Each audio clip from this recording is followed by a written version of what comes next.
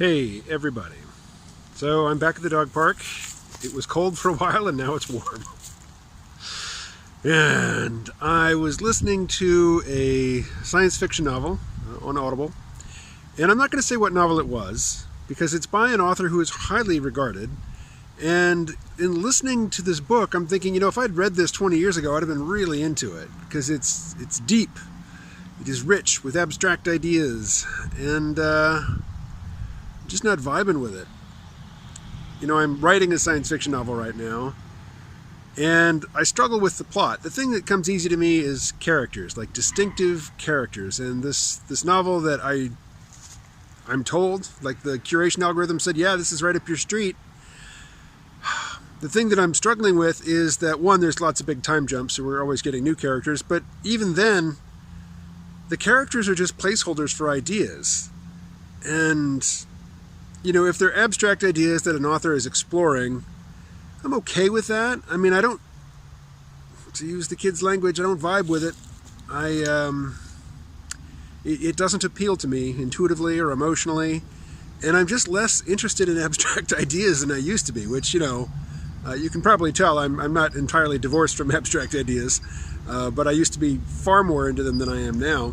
And, what I like are characters. I listened to I haven't listened to the whole series, but I've listened to over 10 books in a series about this alien AI, which looks like a talking beer can, and this kind of oaf of a soldier who, through luck and heroism, has been elevated to a position of great power and gets to gallivant around the galaxy in alien spaceships, and but he's kind of a doofus, even though he's the big boss now. And these things have like these high-tech military spy espionage plot devices in them, and some of them are quite abstract and scientific, and I don't remember any of that.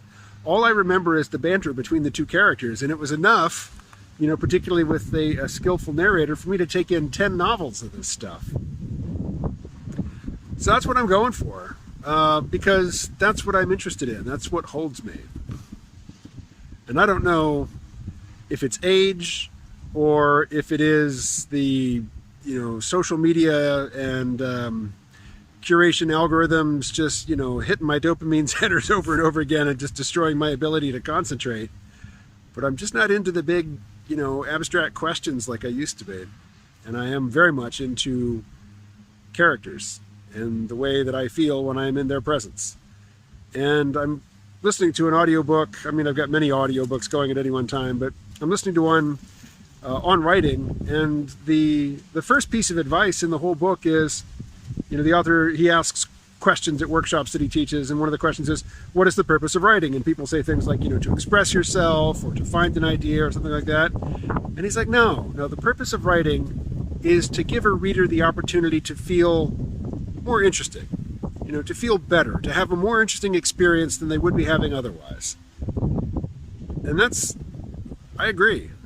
That's where I'm coming from. Anyway, Doug Rushkoff sent out something today saying he's quit X, formerly Twitter. I just call it Twitter, I don't care how much Elon Musk spent to buy the company. It doesn't come with naming rights in my head. It's been Twitter forever. I still call it Twitter. What's the verb when you post to X? Anyway, Doug Rushkoff's getting off of that, and he says maybe all social media. And, he did this in the service of advertising his new Substack. And yeah, I can totally see getting off of all social media. I mean, I got to keep Patreon because that's where money comes from, but X, I could totally get rid of that. Been off Facebook for a long time.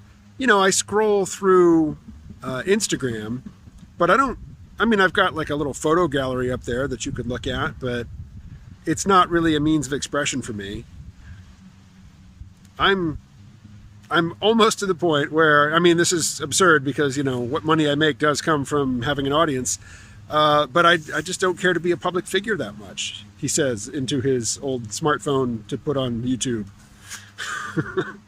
But I'm kind of getting the impression that now's a good time just to, not be such a high-profile target.